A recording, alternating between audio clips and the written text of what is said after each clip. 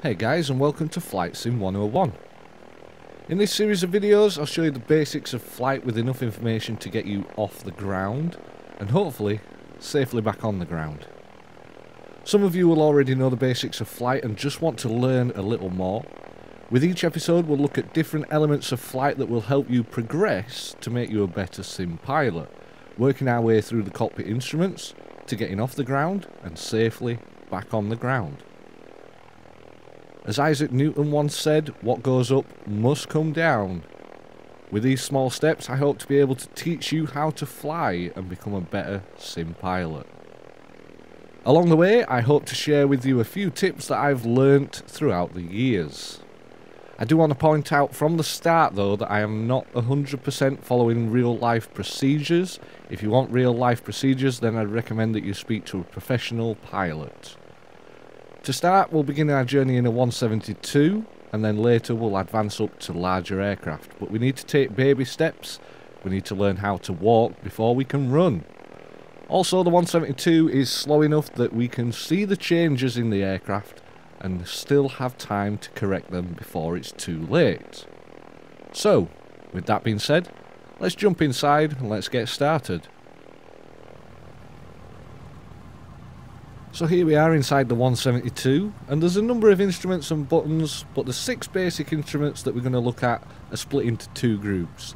3 are connected to the PSPS or Pilot Static Pressure System, and they are the airspeed indicator, the altimeter and the vertical speed indicator.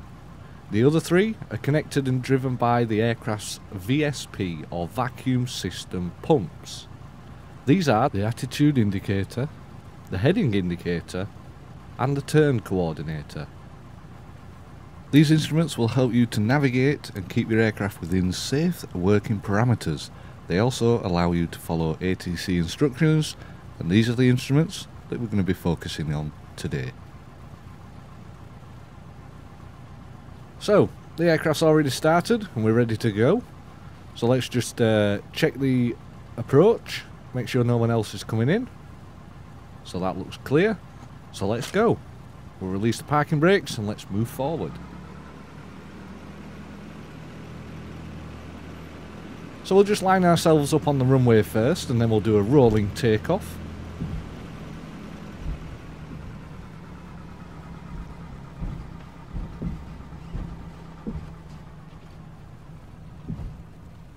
Easing off the power as we turn.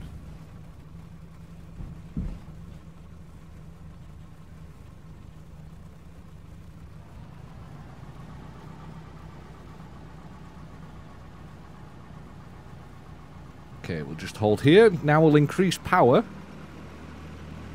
until the aircraft starts rolling, and then we'll go to full throttle. So we've increased the power to 100%. We'll keep the aircraft on the runway as best as we can.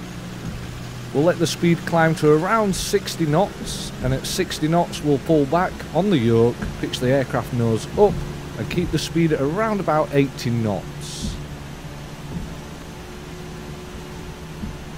So we're just drifting to the left slightly, we'll just correct that with a bit of rudder. And there we are, airborne. So that's the easiest bit.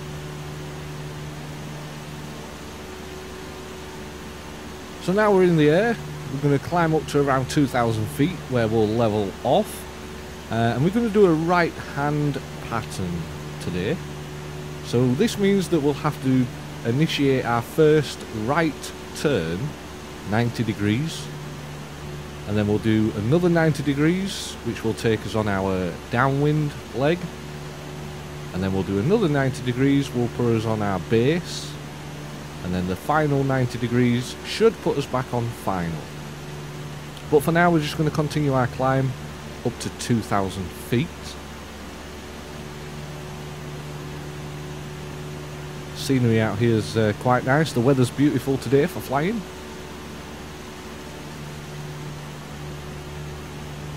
So we can slowly start our turn any time that we want to on this climb. But I'm just trying to keep the aircraft nice and level on the upwind.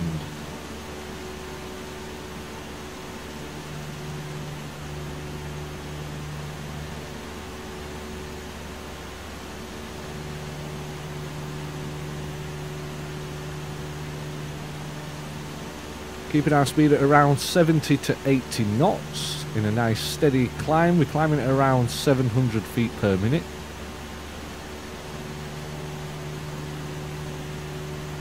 As you can see by the instruments, just keep checking over them every so often. So we're at 1,500 now.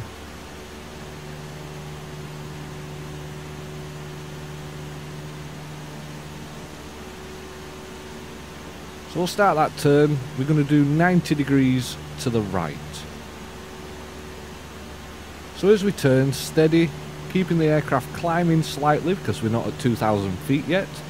Keeping our speed nice and steady and keeping an eye on the heading.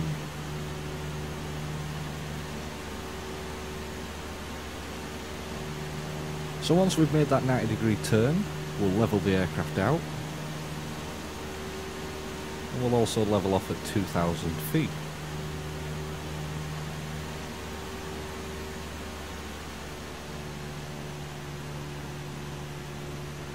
So we're now at 2,000 feet. I've just pulled back on the throttle. We'll just level out here. And we're now on our crosswind. Keeping the aircraft nice and straight and level.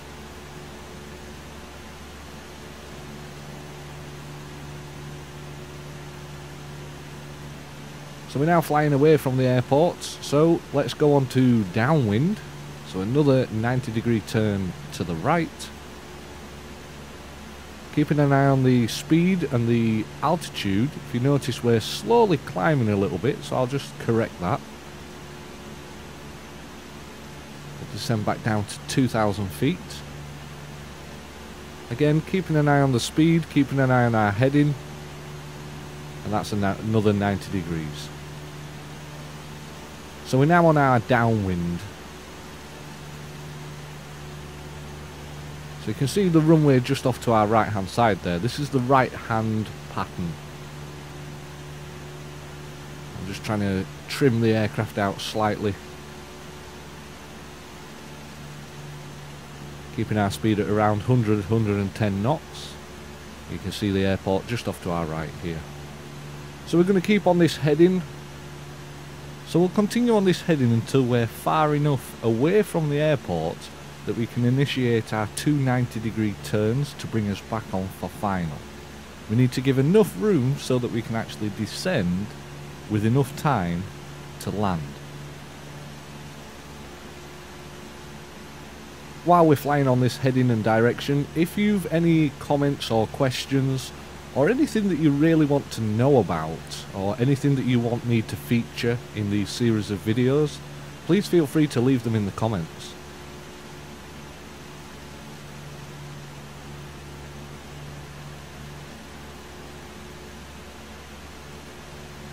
And as these videos progress, we'll start using other instruments to help make our landings even better, even when we can't see out the window. That one's going to be interesting.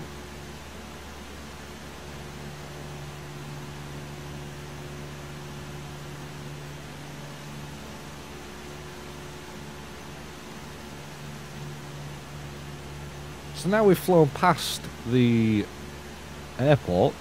If we wanted to, we could do a short final where we would turn and descend quite rapidly now, and then that would put us onto a short final. So let's do that, shall we? This can be challenging because everything happens quite quickly and you've not got a lot of time to react. So let's decrease the throttle and let's begin that 90-degree turn. So I'm going to let the aircraft slowly descend just a little bit and we'll start that 90-degree turn. So again, another 90-degree turn to the right. I'm keeping an eye on the speed, keeping an eye on the descent rate and my altitude.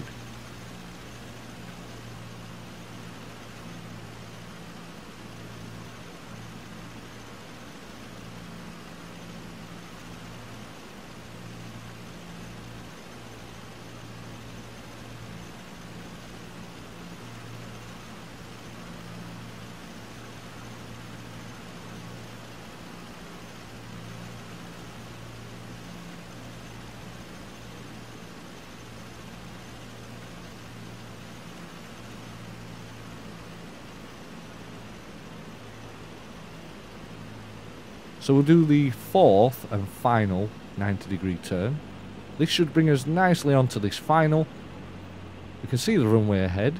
We've got 4 white lights on the side of the runway. These are pappy lights. The pappy lights work on a series of lenses and filters that change the colour and angle of the light beam. Without going into too much detail about them, they'll change colour to white or red depending on if you're too high or too low. At the moment we've got 4 white, so we're a little too high, so we need to descend. If we see 4 red lights, then we're too low and we need to climb or level out. And if we see 2 red and 2 white, then we're on the glide path, we're doing okay, we're all good. So I've still got 4 white lights. I'm not too fussed about this just yet, because we're still trying to lose some speed.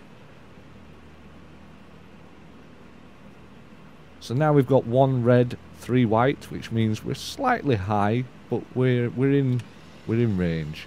So I'll just drop the flaps, just 1 notch. We've now got 4 white lights again, so we need to slow down a bit more and descend a little bit quicker. But we are coming in a little bit too quick, but that's fine, because we're going to do a touch and go. So we're just aiming for the centre line of the runway.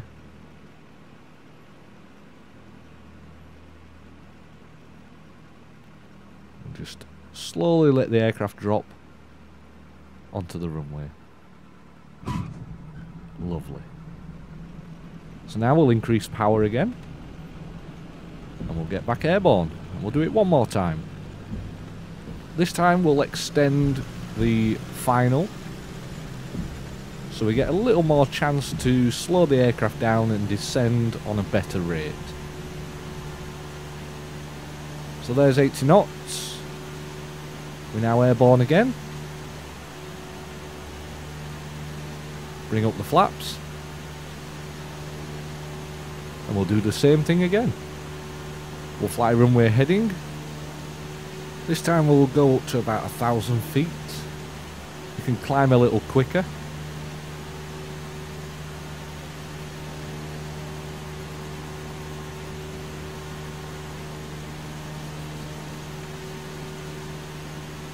Same as what we've just done before.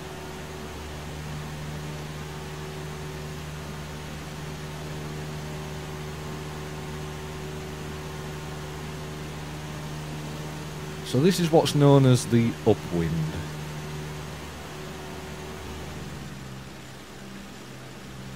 So we'll begin that 90-degree turn to the right.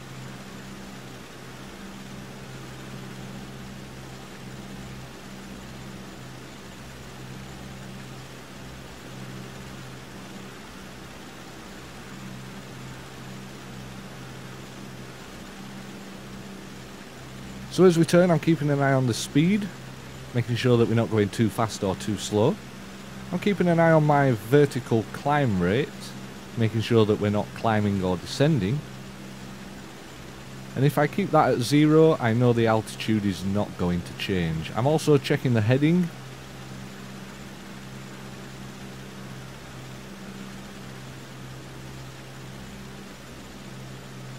So we've done our first 90-degree turn. We'll do our second 90-degree turn in a second.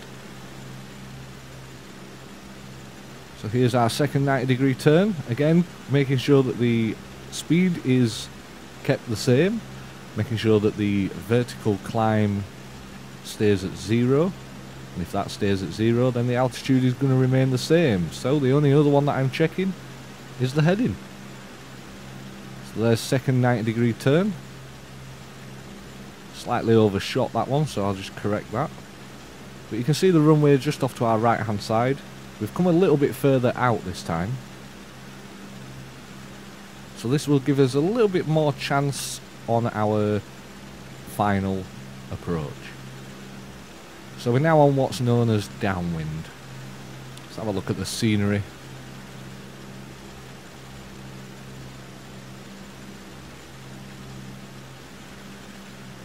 All the houses there with swimming pools in the background, and what I wouldn't give to be on that beach right now.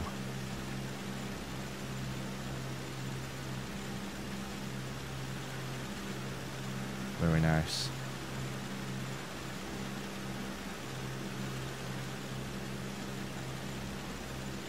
So we'll continue our flight away from the airport now on our downwind still. Every so often just looking over our right shoulder, looking through the back window, we can still see the airport runway.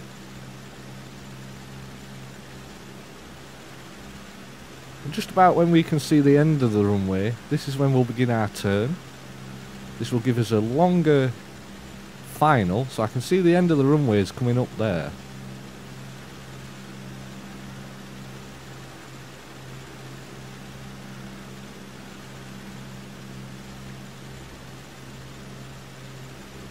Let's pull back the throttle. Let the aircraft slowly descend. We don't want it to descend too much. And then we'll begin that right hand turn. 90 degrees.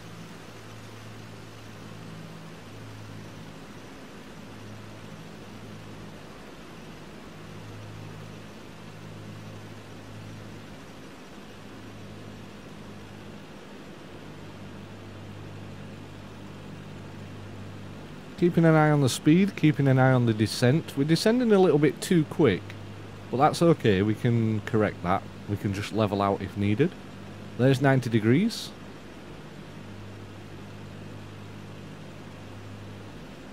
We're still descending slowly. I can see the pappy lights have all gone red, which means we're too low, but that's fine. We know we're not going to land in the water. So looking at the runway, it's coming up close now, so we'll begin our fourth right-hand turn to line up with the runway.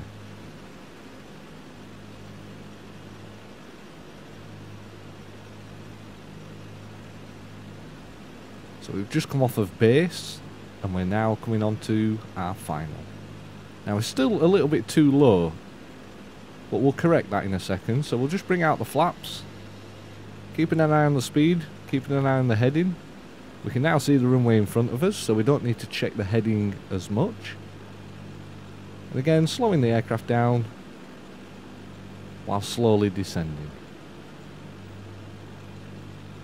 Now we slightly overshot that one.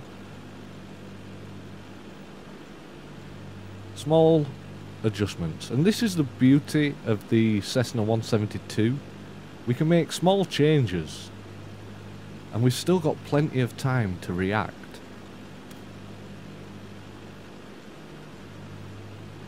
So we'll keep the speed around 70 knots. We can let that drop to about 60. But we don't really want to go any lower than that. So small, steady adjustments to line yourself up with that runway. This is all visual. We are still low. We're still below the glide slope. But I'm just keeping the aircraft nice and level because we don't want to land into those trees.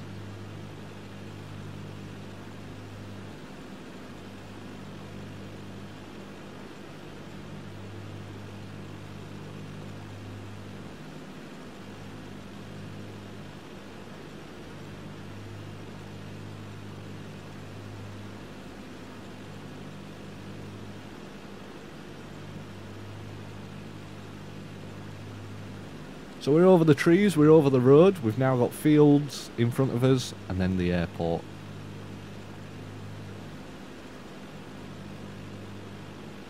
So again, keeping an eye on that speed, it's now at 60 knots, which is perfect landing speed. Slowly letting that aircraft come down, we are just under the glide slope, not by much.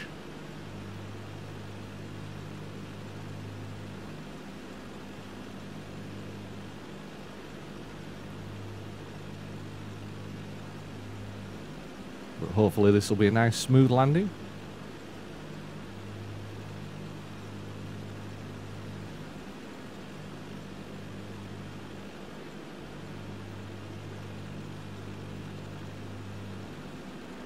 At that point we ignore the pappy lights and we just focus on our landing. Idle the throttle. Let the aircraft drift to the runway. Beautiful. Nice and smooth. No upset passengers.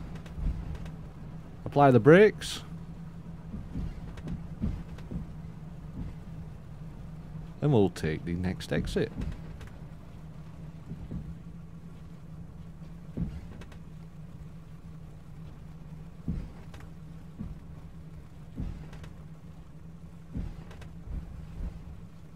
And there we have it, safely back on the ground, ready for our next flight.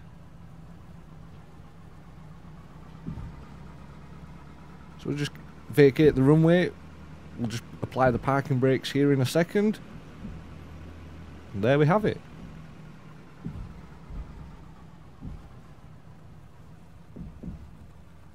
So there we have it, our first successful flight and landing in a Cessna 172. Next time we'll be in the same aircraft, but this time we'll be using a few more instruments to our advantage. And also, we'll not be able to see anything, so that'll make it more of a challenge. So, I hope you've enjoyed watching this video. Please make sure you subscribe and click that like button if you enjoyed this. If you didn't, well then, okay. Catch you next time.